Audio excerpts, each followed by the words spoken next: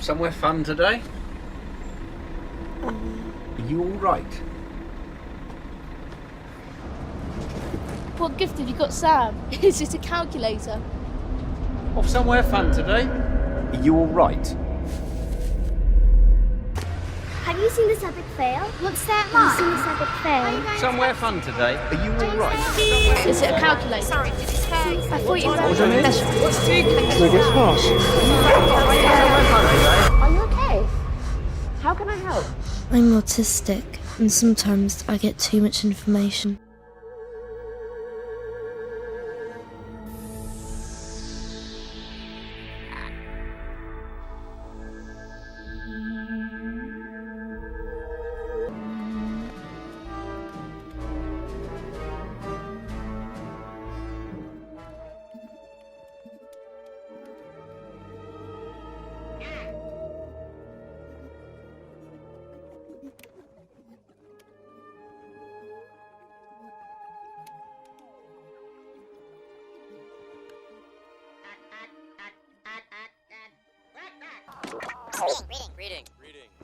Greetings.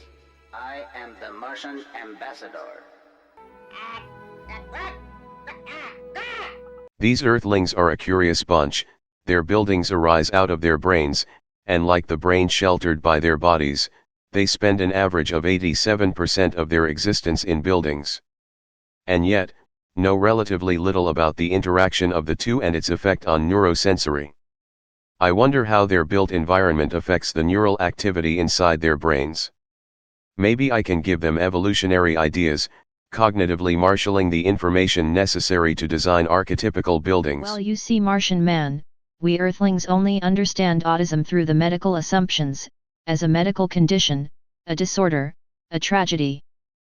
My generalist assumption about autism is that it creates deficits in social interaction, communication, sensory processing, repetitive behaviors and routines, delayed motor skills, extreme emotional outburst, hyper-obsessed, and unadaptable to their environment. That's the old way of thinking.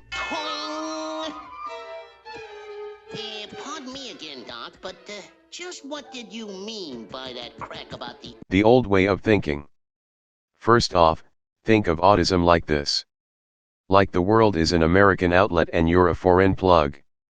Wants to fit, should fit, but just can't. Needing an adapter. We both experience sensory overload from mild to extreme, affecting a person's visual, auditory, smell, touch, and motor skills. An alternative way of thinking of autism is through the neurodiversity paradigm, which describes autism as a part of the range of natural variations in human neurological development. It's just a different way of thinking, duh. And although you may not be able to see it, I am disabled too. I'm not disabled by my autism though. I am disabled by my environment. You were taught to use the medical model of disabilities to think of autism. This model assumes that disability is an individual problem. It places disability within the disabled person, within me. I am concerned that our educational system is failing to stimulate and educate the visual and pattern thinkers in classrooms. As you can see here, current classrooms separate neurotypical and neurodiverse children, placing them in cramped, dimly lighted, non-interactive, over-materialized spaces, suppressing a child's natural sense of curiosity and exploration. Like Dr. Temple Grandin says, you have got to keep autistic children engaged with the world. You cannot let them tune out. As you may know, some of the stereotyped behaviors exhibited by autistic children are also found in zoo animals who are raised in a barren environment. We must ask ourselves, do we want our children to learn organically or based on assumptions? Where would we even begin?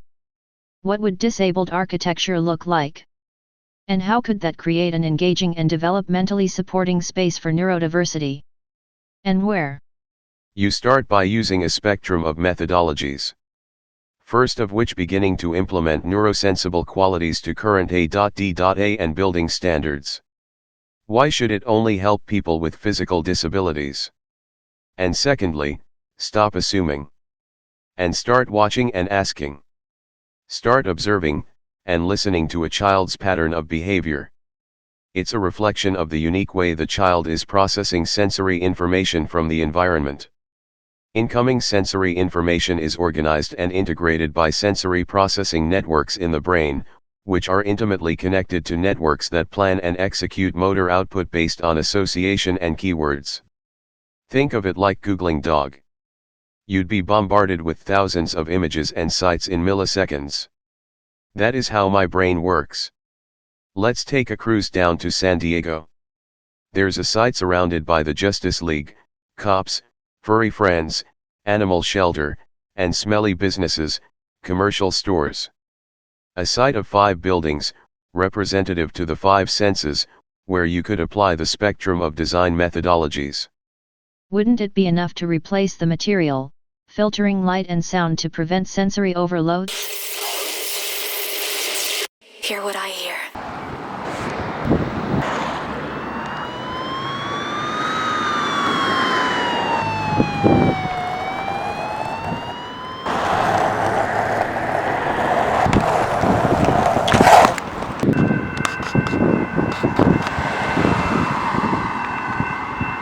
You could, but you'd still be part of the problem, lazy. Neuroscience research shows that proper sensoromotor integration creates a foundation of stability and predictability in a child's experience of the outside world. These networks are, therefore, fundamental to social-emotional development and self-regulation. To better interconnect the sensory networks, you must learn how to make a disabled building that is the combination of different building and schooling techniques, provoking active stimulation through hands-on learning, teaching practical problem-solving skills, desensitizing sensory overload through non-typical comfortability. Reframing the issue in terms of tactile information to protractile philosophy.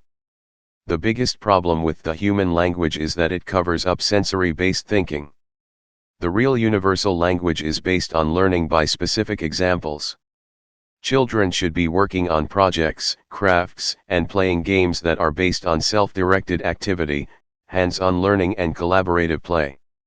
Where the rules and duties are negotiated, valuable social skills are taught, all within a mixed classroom of neurotypical and neurodiverse children alike, so that both typical and atypical children develop a better understanding of one another's needs through shared accommodations. And remember this. Our thinking is associative and not linear. Mr. Ambassador! What are you doing? This doesn't make sense! It's not logical! It's not... Yes. Yes, it is logical.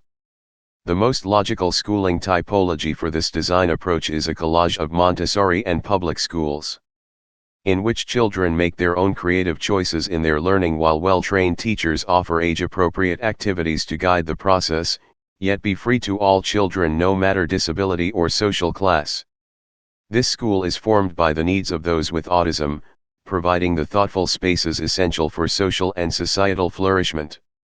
Giving the freedom to learn and develop their own sensory processing for comfortability. We all learn, some of us just learn at a different pace. Just as architects learned in the 20th century that there exists no universal building that works well everywhere, neuroscience has recognized that, as one researcher put it, there is no universal brain. Culture and context matter, and how we think and feel reflects the environments in which we develop. While we still have a rudimentary understanding of that relationship.